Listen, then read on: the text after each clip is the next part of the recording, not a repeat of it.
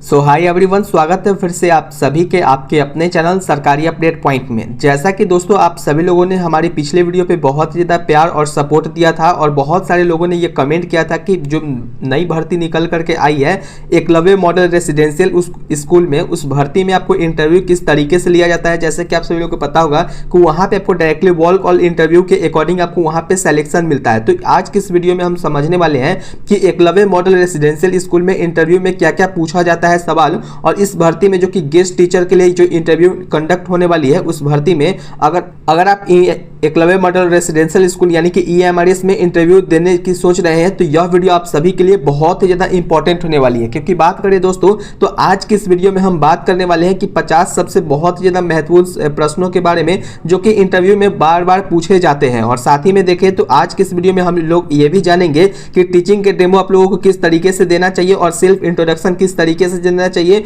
और कौन से सब्जेक्ट में क्वेश्चन किस तरीके से होगा और लेटेस्ट पैटर्न के अकॉर्डिंग आपको यहाँ पे आज के इस वीडियो में आप लोगों को यहाँ पे सारे प्रश्न देखने को मिलने वाले हैं। तो चलिए दोस्तों बिना टाइम को वेस्ट किए हुए सारी इंफॉर्मेशन को लाइन बाय लाइन समझते हैं बिना किसी प्रॉब्लम के साथ में। दोस्तों अगर आपने अभी तक हमारे पिछला वीडियो वॉच नहीं किया है जिसमें मैंने भर्ती के बारे में बताया था और किस तरीके से आपको अप्लाई करना है, तो उसका वीडियो का लिंक मैं आपको डिस्क्रिप्शन में प्रोवाइड करवा दूंगा, पिनेड कमेंट में भी आपको वहां पे प्रोवाइड करवा दूंगा। तो सबसे पहले आपको वहां पे वो वीडियो जाकर के देख लेनी है, उसके बाद आप इस वीडियो को देखेगा तो सबसे ज्यादा आपको यहाँ पे सब कुछ समझ में आएगी।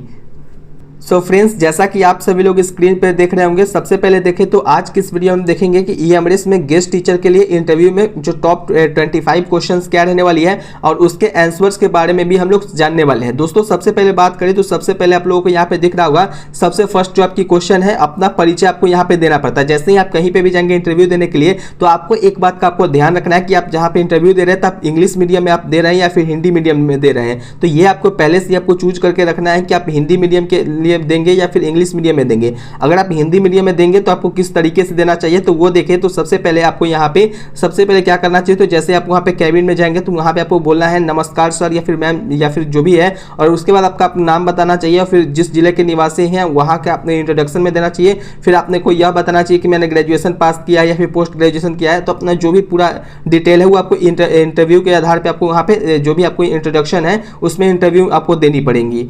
दोस्तों अगर बात करें सेकंड नंबर क्वेश्चन की, तो सेकंड जो आपको वहाँ पे इंटरव्यू में क्वेश्चन पूछा जा सकता है कि EMRS क्या है। तो आप लोगों को पता होगा कि EMRS जो है एकलव्य मॉडल रेसिडेंशियल स्कूल है जो कि भारत सरकार के जनजातीय कार्य मंत्रालय के अंतर्गत यह संचालित और आवासीय विद्यालय भी है। इनका उद्देश्य क्या है, तो अनुसूचित जाति यानी कि ST कैटेगरी के विद्यार्थी है उनको गुणवत्तापूर्ण यानी कि गुणवत्तापूर्ण शिक्षा और आधुनिक सुविधाओं जैसे कि खेल हो गया, कंप्यूटर शिक्षा हो गया, प्रतियोगी परीक्षाओं की जो तैयारी हो गया उसका अवसर प्रदान कराना है। इन विद्यालयों का संचालन जो है NESTS के द्वारा करवाया जाता है यानी कि नेशनल एजुकेशन सोसाइटी और ट्राइबल स्टूडेंट्स के द्वारा यहाँ पे यह कंडक्ट करवाई जाती है। थर्ड नंबर क्वेश्चन की बात करें दोस्तों तो जो थर्ड आपकी जो क्वेश्चन होती है वो आपकी यह क्वेश्चन होती है कि आप शिक्षक क्यों बनना चाहते हैं। सबसे बड़ी बात है कि आप शिक्षक क्यों बनना चाहते हैं, तो इसका उत्तर क्या होगा, तो मेरे लिए शिक्षक बनने का जो केवल नौकरी नहीं बल्कि समाज सेवा का माध्यम है। एक शिक्षक विद्यार्थियों के जीवन को सही दिशा में देता है। मुझे बच्चों को नई चीजें सिखाना, उनकी समस्याओं को समझना और उनकी आत्मनिर्भर बनाना अच्छा लगता है। मैं चाहता हूँ कि मेरी विद्यार्थी जो है केवल परीक्षाओं में अच्छे अंक नहीं बल्कि अच्छे नागरिक भी बने। तो आपको इस तरीके से आपको यहाँ पे आंसर देना पड़ेगा या एक डेमो के आधार पर आपको यहाँ पे मैं बता रहा हूँ, लेकिन आपको इस तरीके से जब देंगे आप अच्छे से सवालों का उत्तर तो आप लोगों के लिए बहुत ज्यादा बेनिफिट वगैरह देखने को मिलेगी।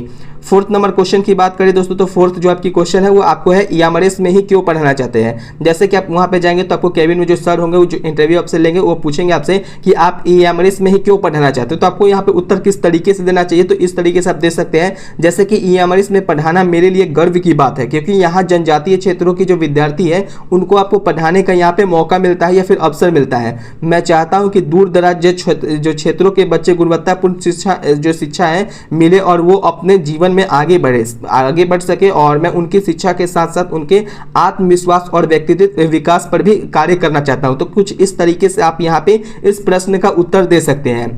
दोस्तों सेकंड नंबर प्रश्न की उत्तर की बात करें यानी कि क्वेश्चन की बात करें तो जो आपकी सेकंड क्वेश्चन वो किस तरीके से होगी, तो यहाँ पे आपको इस तरीके से क्वेश्चन पूछा जा सकता है जैसे कि आपकी सबसे बड़ी स्ट्रेंथ स्ट्रेंथ क्या है, तो आपकी जो स्ट्रेंथ है उसको आपको यहाँ पे बताना है। जैसे कि आप इसका उत्तर किस तरीके से दे पाएंगे, तो मेरी सबसे बड़ी जो स्ट्रेंथ है यानी कि ताकत और धैर्य और जो अनुशासन और समय की पाबंदी और सीखने की इच्छा है। मैं कठिन विषयों को भी सरल उदाहरण के माध्यम से समझाने का प्रयास करता हूं और विद्यार्थियों को समस्याओं को ध्यान में रखता हूं और सुनता भी हूं और उनका समाधान खोजने का पूरे तरीके से मैं प्रयास भी करता हूं। तो कुछ इस तरीके से इस प्रश्न का आप उत्तर दे सकते हैं इंटरव्यू में। फिर आपसे पूछा जाएगा कि आपकी वीकनेस क्या है, तो आपको इसमें आपको वीकनेस क्या, तो आपके अकॉर्डिंग सबका अलग अलग रहता है, तो आप उस तरीके से आप बता सकते हैं। वैसे मैं इसकी अगर उत्तर की बात करूं तो कुछ इस तरीके से हो सकता है,